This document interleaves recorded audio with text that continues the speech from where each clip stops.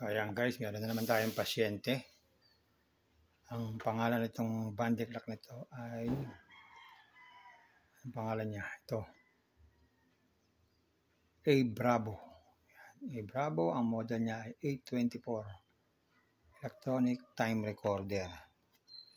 So testing natin kung anong problema. Ayan. So wala siyang print yung time card natin. Subukan natin. So wala siyang print. Wala. So check natin kung anong problema nito. Open natin.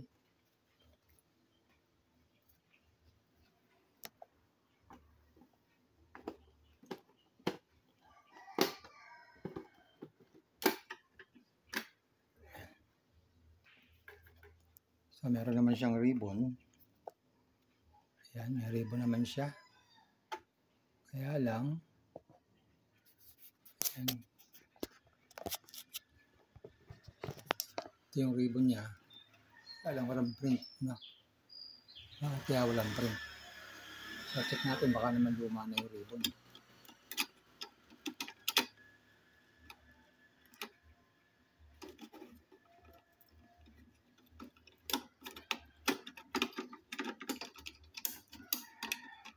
So nangyari pala dito, napulupot ang ribbon. So ayusin natin yung ribbon. Pulupot eh. Tanggalin muna natin ang power.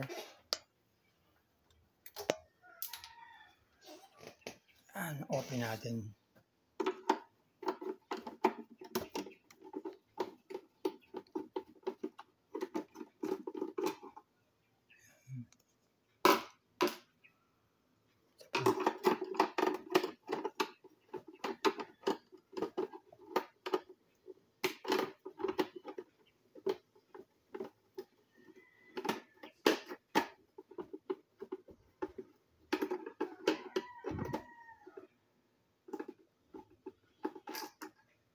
Ayan. So, tabi muna natin ito. So, open natin. So, tanggalin muna natin itong sticker. Sticker pa pala.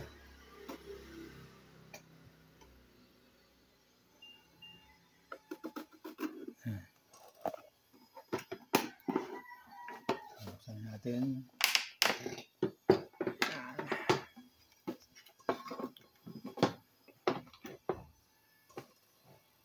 So, check natin yung ribbon. Kung bakit siya pulupot.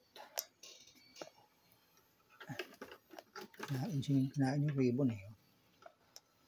Kinain yung ribbon. So, kalasin natin to.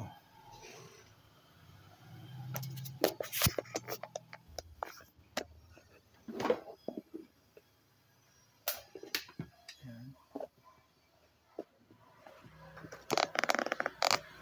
So, tanggalin muna natin itong harapan. Ayan. Ngayon, baklasin natin yung lagayan ng ribbon. Ayan. Kita nyo naman, ano? So, kakalasin natin. Baka malamang yun lang ang problema. Pulupot.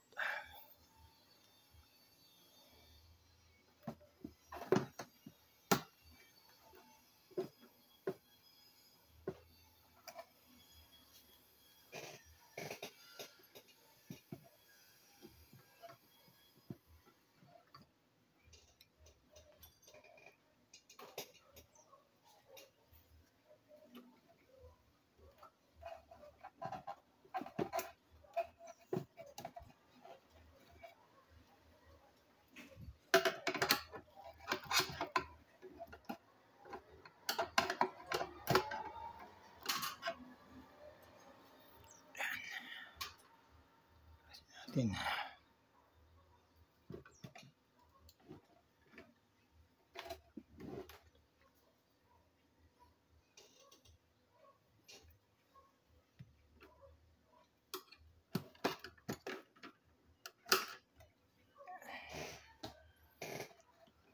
Yan, kalasin natin. Yan, kalasin natin. Yan. Para mas magandang kalasin natin yung buo. Okay, hindi makakuha sa shortcut eh.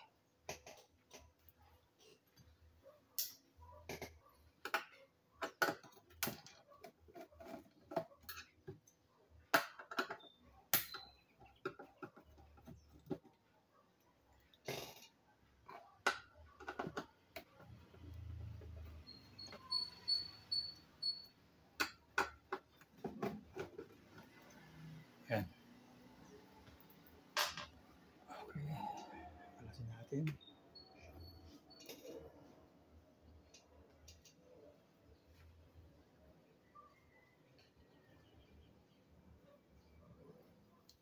Gawin natin itong tie.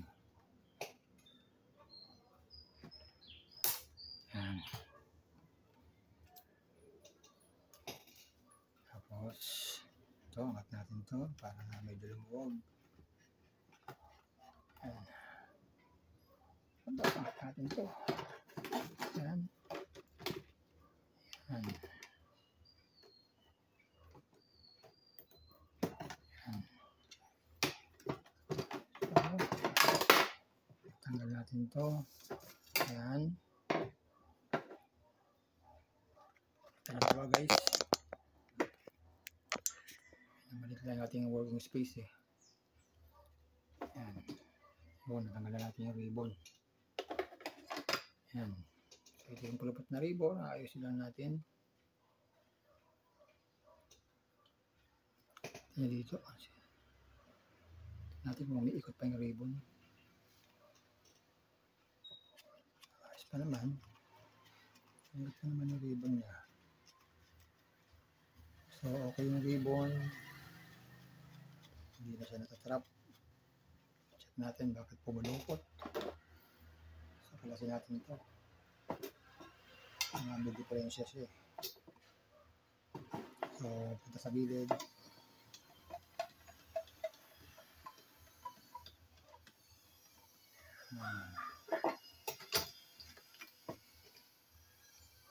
So, wala naman siyang kakaiba. Malinis naman siya. So, malamang mali yung paglagay ng ribbon. So, fix naman to. Ayos naman.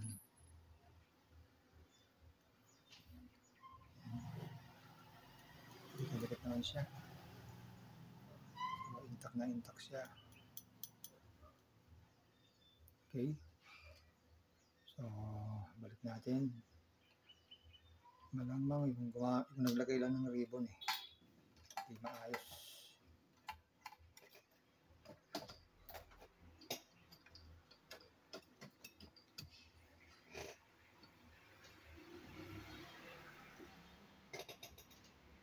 Natin to.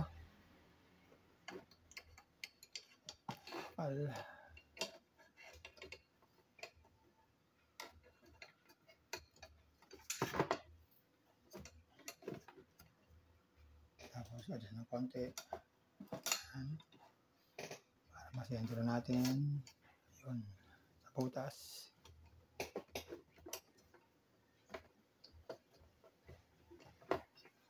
Yan. Yun. Nalaglag naman itong isa. Yan. So balik natin to.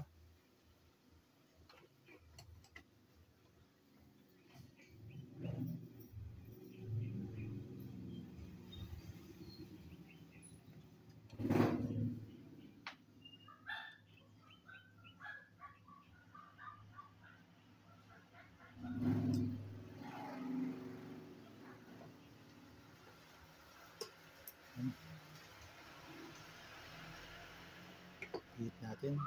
Taas.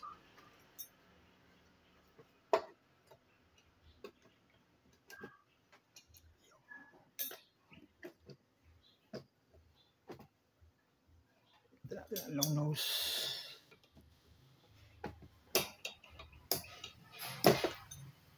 So, sabihin, hindi siya flat na flat. Kaya nyo umikot.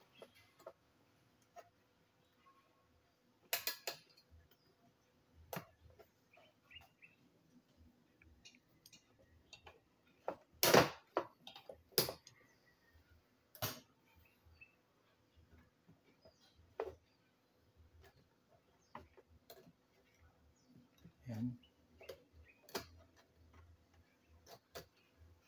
Dapat dito ang pantay, no?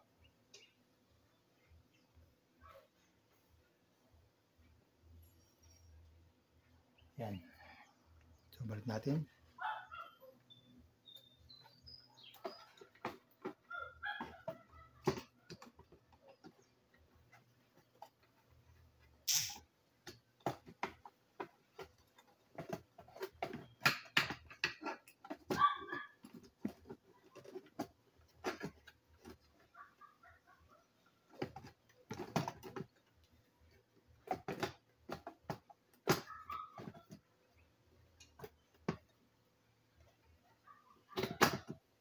Yan. So, tumila natin. Itong 4 na screw. Balik natin.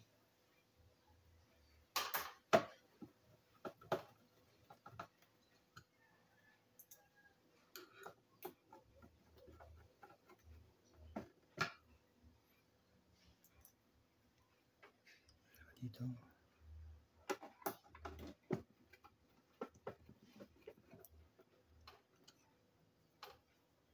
At isa pa dito.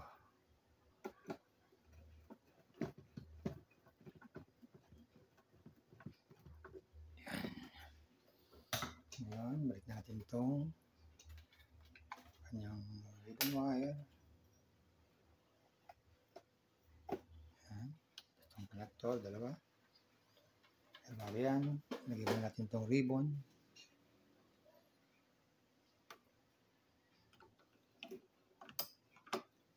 Kasi pag mali ang lagay ng ribbon, pupulupot.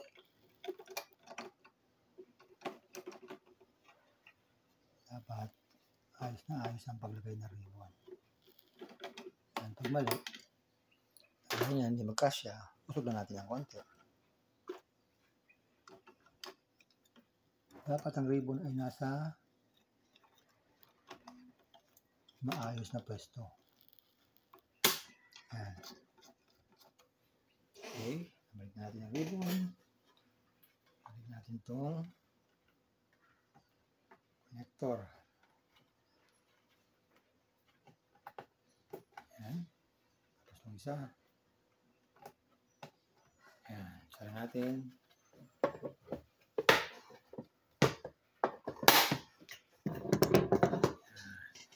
Sa kuryente.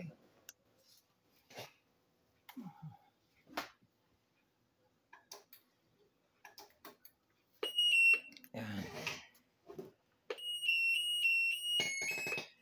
So, testing natin. Testing natin guys kung anong nangyari na dito. Okay. So, ito yung time card. Testingin natin. Walang sulat. Okay. Sa number pa muna.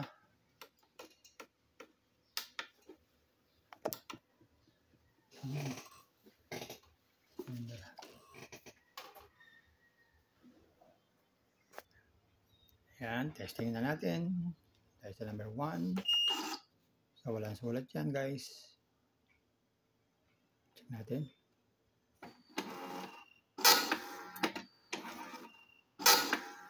Yan, nasulat na siya. Yan, dito. Sa taas siya sumulat. Ulitin natin. Yan, linaw. Diba? Kaya lang, mali yung kanyang petsa. So, tatama natin. Bakit doon siya napunta sa 29? Sa 1. So, po-program na natin yan guys.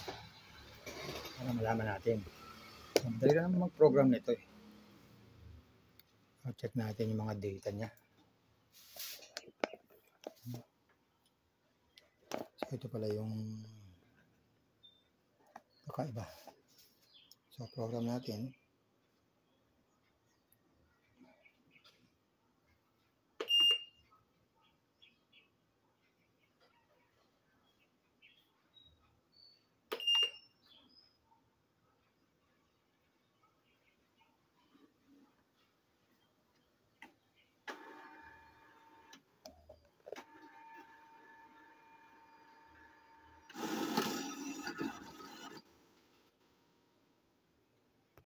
Ayan guys, alin na natin. So, ito yung time card.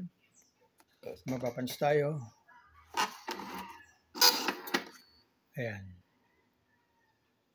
Meron na siyang time na 9:37. Isa pa.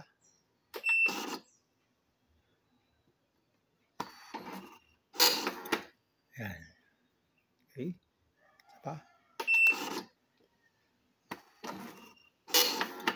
Ayan. Isa pa. Ayan. Okay na siya. Very good. Ayos. Sana natuto kayo. At thank you for watching. Ingat sa pag-repair.